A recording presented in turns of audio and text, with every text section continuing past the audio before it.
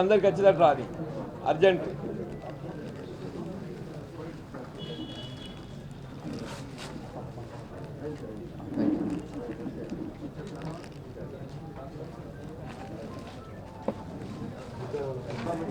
సమానమే కదా, ఏం పరక లేకుంటుంది.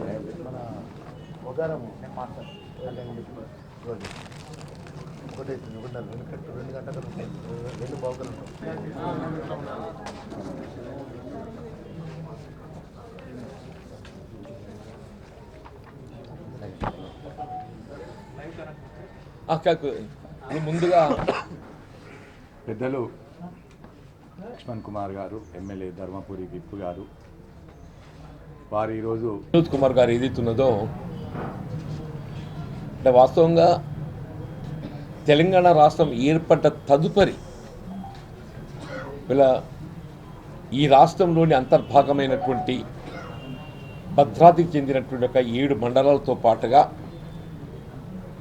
Sileru power project, hydro power project ఇలా ఆంధ్ర రాష్ట్రానికి అప్పగించబడే విధంగా కేంద్ర ప్రభుత్వం నిర్ణయం తీసుకోవటం, ఇలా రాష్ట్ర ప్రభుత్వం ఏదైతుందో దాన్ని నిలువరింప చేయటం లోపల సఫలీకృతం కాకపోవటం నిజంగా దురదృష్టకరంగా పేర్కొంటున్నాను చెప్పండి. అంటే ఎందుకు ప్రత్యేకంగా చెప్పాల్సి వస్తుందని చెప్పంటే, మేము అంటే మెడల్ వంచి తెలంగాణ సాధించడం చెప్పంటారా? తెలంగాణ రాష్ట్ర సమితి టీఆర్ఎస్ నాయకులు మాకేం మెహర్బానీ కాదు, మేము కేంద్రాన్ని ఏదైతుందో మేము మెడల్ వంచి తెలంగాణ తెచ్చినాం, ఇది మా గొప్పతనం చెప్పుకుంటారా? మరి అటువంటి ఒక ఉద్యమ నాయకులు ఏదైతున్నదో తెలంగాణ రాష్ట్రం ఏర్పడ్డ తదుపరి ఒక ముఖ్యమంత్రిగా, రాష్ట్ర ప్రభుత్వ అధినేతగా నువ్వు తెలంగాణ హక్కులు పరిరక్షించలేకపోయినావు అని చెప్పంటే మరి అది నీ అసమర్థతగా భావించాలనా, లేక నీకు తెలంగాణ పట్ల ఉండేటువంటి ఒక చిత్తశుద్ధిని మరి శంకించాలని చెప్పంటుంది. ఆనాడు ఏదైతుందో 17 మంది పార్లమెంట్ సభ్యులు ఉంటే తెలంగాణలో టీఆర్ఎస్కి వెళ్ళి 11 మంది గెలిచిందా. Out of 17, 11 parliament members from TRS. Congress ఇద్దరే ఇద్దరు అని చెప్పంటున్నాయి. ఒకటి నంది ఎల్లయ్య గారు నాగర్ కర్నూలుకి వెళ్ళి, సుఖేందర్ రెడ్డి గారు నల్గొండకి 11 టీఆర్ఎస్ గెలిచింది. ఒకటి టీడీపీ, ఇదే మల్లారెడ్డి, ఒకటి వైఎస్ఆర్సీపీ, ఒక బీజేపీ, ఒక ఎంఐఎం. కాంగ్రెస్ మొత్తం గెలిచింది 2, 11 టీఆర్ఎస్ గెలిచింది అంటున్నాను. నువ్వు 11 మంది పార్లమెంట్ సభ్యులు నీకు అప్పగిస్తే తెలంగాణ రాష్ట్రానికి అధినేతగా నువ్వు తెలంగాణ హక్కులు పరిరక్షిస్తావు అనే భావనతో నీకు ప్రభుత్వం ఏర్పాటు చేయడానికి అవకాశం కల్పిస్తే నువ్వేదైతుందో తెలంగాణ హక్కులు పరిరక్షించలేకపోవటంతో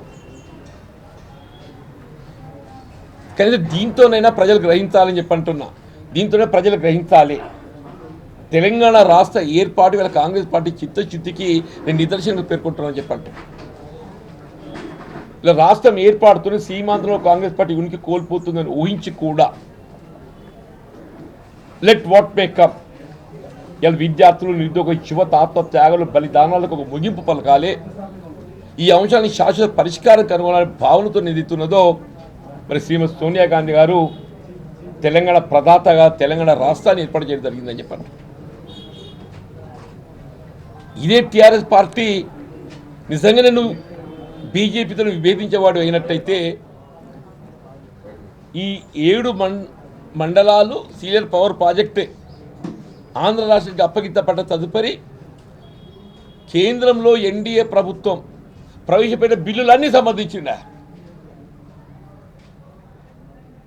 నువ్వు ఏ కేంద్ర ప్రభుత్వం ఏదైతుందో తెలంగాణ పట్ల వివక్షతతోని తెలంగాణ హక్కులో భంగం వాటిల్లే విధంగా మన 7 మండలాలంటే మీరు ఆశ్చర్యపోతారే. ఇప్పుడు ఈ మన ఇంటి మీద రోడ్డు ఉందన్న, ఈవల భద్రాద్రి రామాలయం ఆవల ఏదైతుందో ఆంధ్ర ఈ రోడ్ ఇట్లే ఉంటుంది. ఆటో కార్మికులు అందరూ ఏదైతుందో అనార్గనైజ్ సెక్టర్, అసంఘటిత కార్మికులు అనే వరకు ఏదైతే వాళ్ళకి యాజమాన్యం లేదు. యాజమాన్యం లేకపోతే ప్రావిడెంట్ ఫండ్ పరిధిలో రావటం మనకు ఇబ్బంది, సాధ్యం కాదు. ఎక్కడైతే యాజమాన్యం ఉంటుందో అక్కడ మాత్రమే ప్రావిడెంట్ ఫండ్ సాధ్యమవుతాయి. ఇలా ప్రభుత్వం యాజమాన్య బాధ్యత తీసుకొని ఇట్లా బీడీ కార్మికుడు ఒక 1000 రూపాయలు చెల్లిస్తే యాజమాన్యం 1000 రూపాయలు చెల్లిస్తుందో, ఇక్కడ ఆటో కార్మికుడు 1000 రూపాయలు చెల్లిస్తే ప్రభుత్వం 1000 రూపాయలు చెల్లిస్తుంది. Government will come to show off the management. దీంతో ఏమైతుంది, వాళ్ళకి మనం ప్రోవ్ చేసుకున్న సొమ్ముకు వాళ్ళకు ఒక విధమైనట్టు ఒక వడ్డీ దానికి చేకూరి రేపు ఇల్లు కట్టుకున్నా, బిడ్డ పెళ్లి చేసుకున్నా మొత్తంగా డబ్బు వస్తుంది. రిటైర్మెంట్ బెనిఫిట్ ప్రత్యేకంగా వస్తుంది. మరి దాంతోపాటు ఇప్పుడు ఫిట్నెస్ ఉన్నది. ఫిట్నెస్లో ఏమన్నా రాయితీ కల్పించవచ్చా? వాళ్ళకు ఎక్కడికి వచ్చి కొంతవరకు ఒక విధమైనటువంటి ఒక ఆదాయం సమకూర్చాలి. ఫిట్నెస్ అనేది ప్రతి సంవత్సరం పడే భారం. దాన్ని ఏ విధంగా రిలాక్స్ చేయవచ్చు, ఏ విధంగా ఏమైనా తగ్గించవచ్చు ఫిట్నెస్. ఇప్పుడు కొత్త వెహికల్స్ కొనుక్కునే వాళ్ళు ఉంటారు. ఉదాహరణకు కొత్త వెహికల్స్ కొనే వారికి ఏదైతుందో వాళ్ళకు ప్రభుత్వం ఆర్థికంగా సదుపాయం కలిగించాలి. ఇప్పుడు మైనార్టీస్ ఉన్న ముస్లిం సోదరులు ఉన్నారు. వాళ్ళకి ఏదైతుందో మైనార్టీ బంధు ద్వారా ఏదైతుందో మైనార్టీ వెల్ఫేర్ డిపార్ట్మెంట్తోని ఒక ఆటోకు 2 లక్షలు అవసరం పడితే 1 లక్ష రూపాయలు ఇచ్చినట్టయితే 50% of the cost of the auto can be help out from the government. 50% of the auto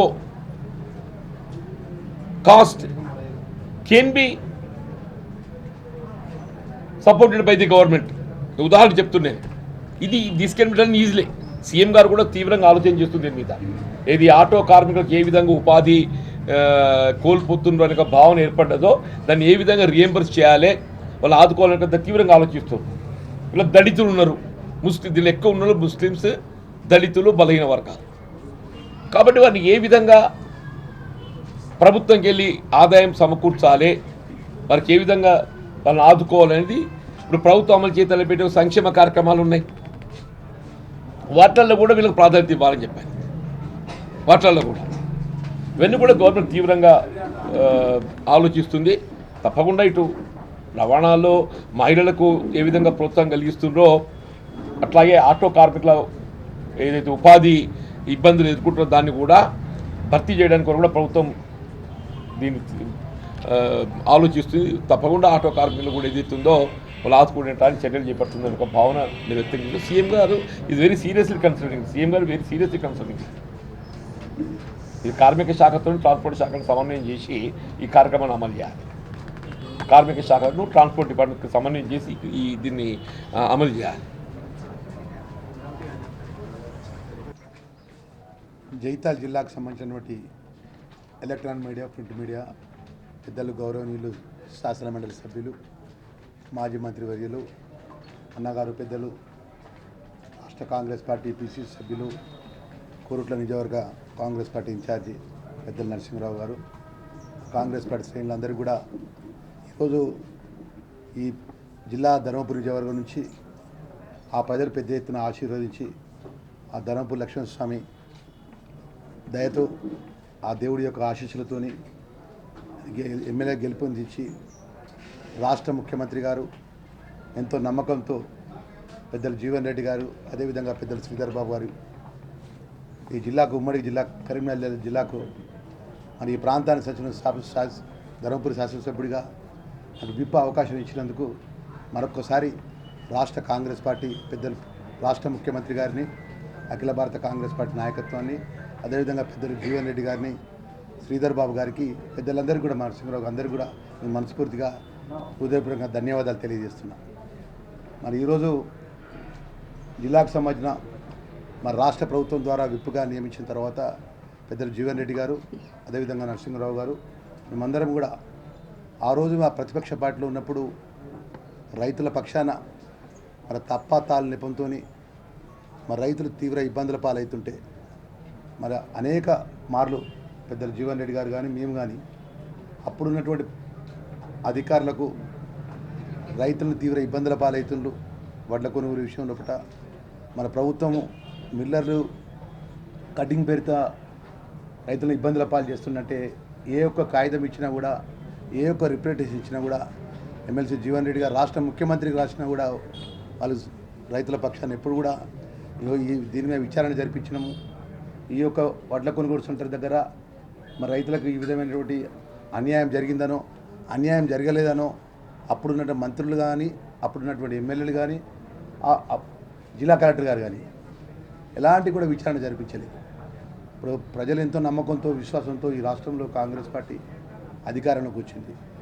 మరి రాబోయే కాలంలోనైనా కూడా రైతులకు మద్దతుగా ఉండే విధంగా పెద్దలు మేము ఒకటే కోరినాము కలెక్టర్ గారిని, ఏదైతే ధర్మాకాంటస్ రసీదు ఉంటుందో గతంలో పెద్దలు జీవన్ రెడ్డి గారు రిప్రజెంట్ చేసిన విధంగా ప్రతి రైతుకు ధర్మాకాంట అసలు పిప్పించి ఎక్కడ తప్పాతాల నెపంతో మిల్లర్ కటింగ్ పెట్టుకుంటా వడ్ల కొనుగోలు సెంటర్ జరగాలని చెప్పేసి, కొనుగోలు రైతులకు జరగాలి అనే ఒక విషయాన్ని రిప్రజెంట్ చేయడం జరిగింది.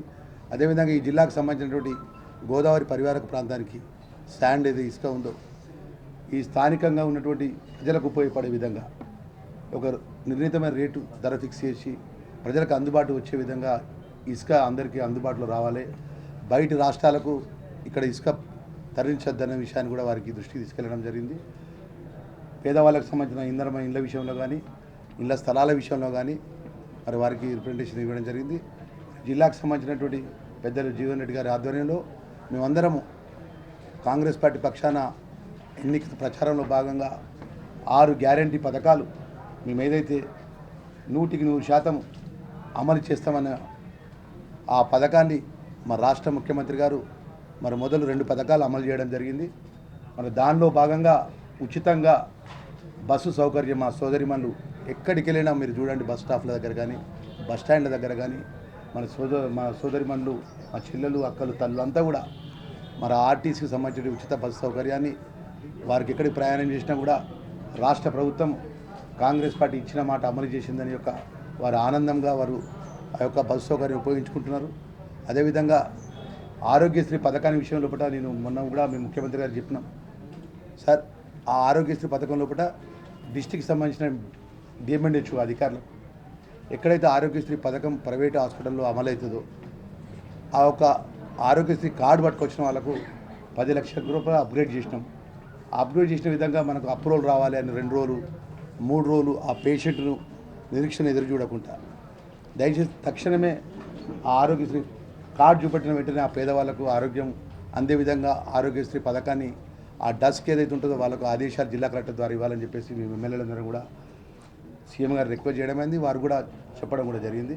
మరి 2 పథకాలతోని రేపు 28వ తారీఖు రోజు మరి పెద్ద ఎత్తున గ్రామ సభల ద్వారా రాబోయే మిగిలిపోయినటువంటి 4 గ్యారంటీ పథకాలు, అదేవిధంగా మేనిఫెస్టోలో ఉన్నటువంటి పథకాలన్నీ కూడా ఈ జిల్లాకు సంబంధించినటువంటి మాకు పెద్ద దిగ్గా ఉన్నటువంటి మా పెద్దలు జీవన్ రెడ్డి గారు ఆధ్వర్యంలో పూట నేను కానీ అదేవిధంగా పెద్దలు నరసింహరావు గారు కానీ, అదే మా వెమ్లవాడ శాసనసభ్యులు మా ఆది శ్రీనివాస్ గారు కానీ, మా చొప్పదండి శాసనసభ్యులు మా సత్యం గారు కానీ అందరం కూడా ప్రజలకు అందుబాటు ఉండే విధంగా ప్రభుత్వ పథకాలు ప్రజల దగ్గర తీసుకెళ్ళి గ్రామ సభల ద్వారా ఎవరైతే అర్హత ఉండే విధంగా అప్లికేషన్స్ తీసుకొని మన రాష్ట్ర ప్రభుత్వ నిబంధనలకు అనుగుణంగా పేదవాళ్లకు ఆ పథకాలు అందే విధంగా మేమందరం కష్టపడి పనిచేస్తామనే విషయాన్ని కూడా తెలియజేసుకుంటూ మా ఇక్కడ ఉన్నటువంటి మా జగిత్యాల జిల్లా ప్రజలందరూ కూడా మరి ఓడినా గెలిచినా మీ మధ్యలో ఉన్న నన్ను పెద్ద ఎత్తున ఆశీర్వదించిండు.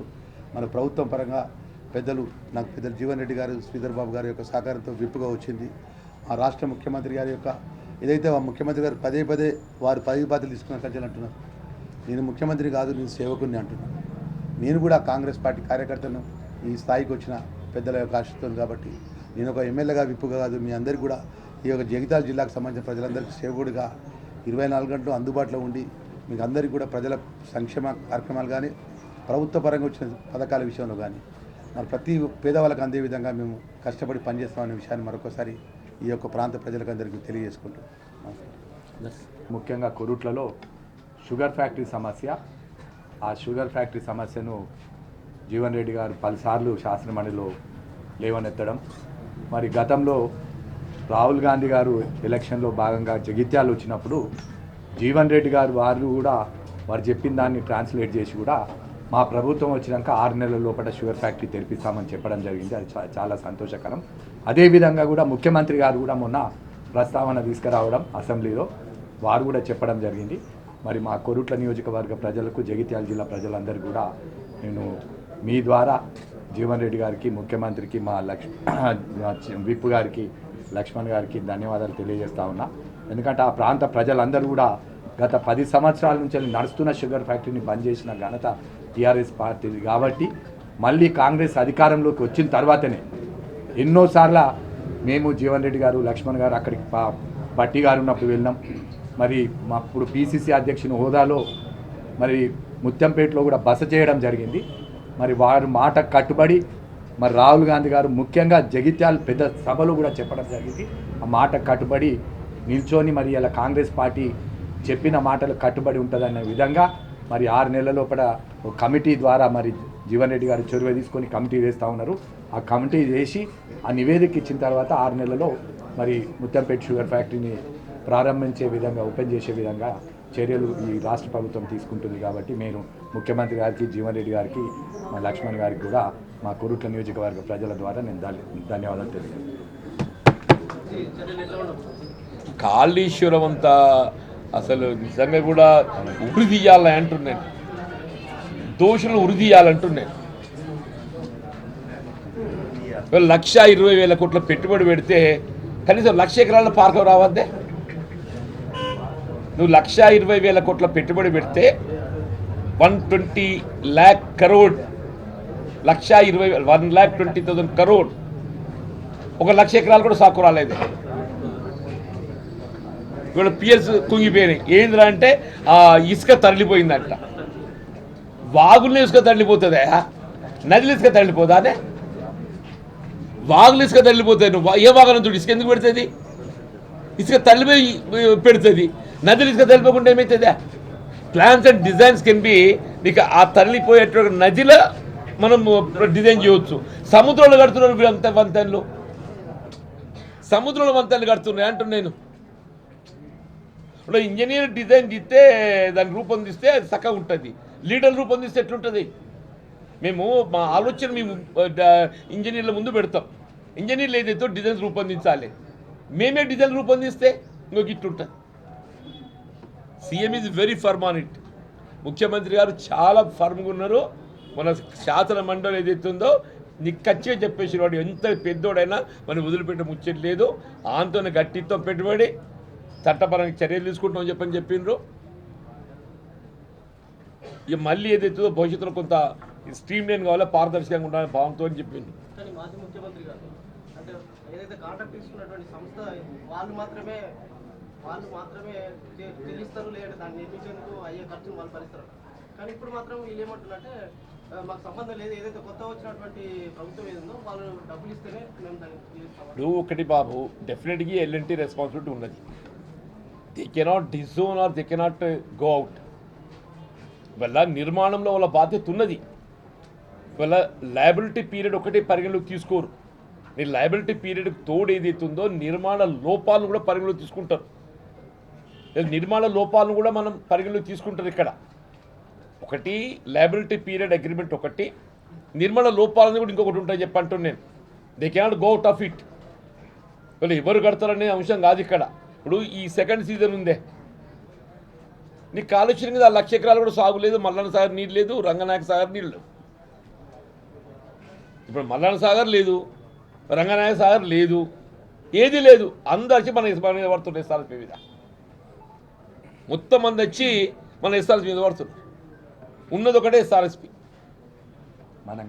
మనం కట్టింది చూడు.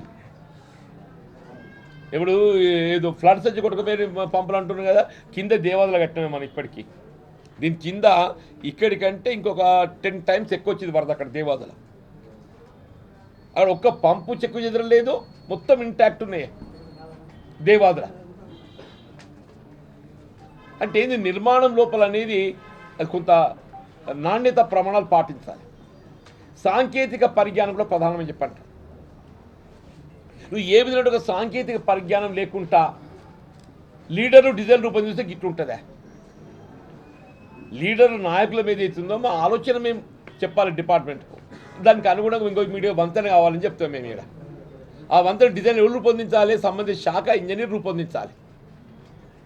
దాన్ని ఎంత డెప్త్ పోవాలి, ఎంత అది ఏ విధంగా ఉండాలనేది అన్నీ మేమే గీసినాక ఎట్లుంటుంది ఆడు సంతకం పెట్టేవాడు ఆయన ఆడు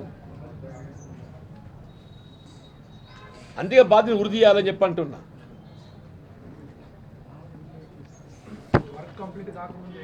ఏదని అన్న వర్క్ కంప్లీట్ కాలేదు, ఇంకా నడుస్తుంది, ప్రాసెస్ ఉందని చెప్పారు అధికారులు.